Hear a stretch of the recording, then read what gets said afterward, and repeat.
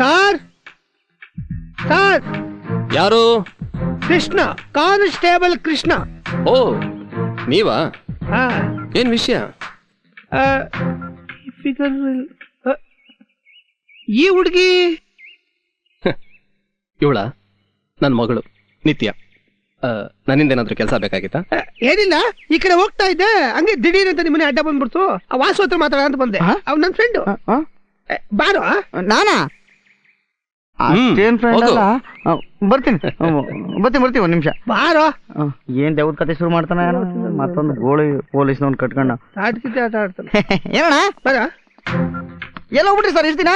ಅದೇ ಹಣೆ ಮೇಲೆ ಗಂಧ ಕುಂಕುಮ ಎಲ್ಲ ಬಳಕೊಂಡು. ಅದೆಲ್ಲ ಕರ್ಮದ ಕಾಂಡ ಬಿಟ್ಟಾಕು. ಈಗ್ಲಾದ್ರು ನಿಜ ಹೇಳ. ಆ ಹುಡುಗಿ ಇದ್ದಾಳ, ಅವಳೆ ಅವಳ ಮೇಲೆ ದೆವ್ವ ಇತ್ತು ತಾನೆ?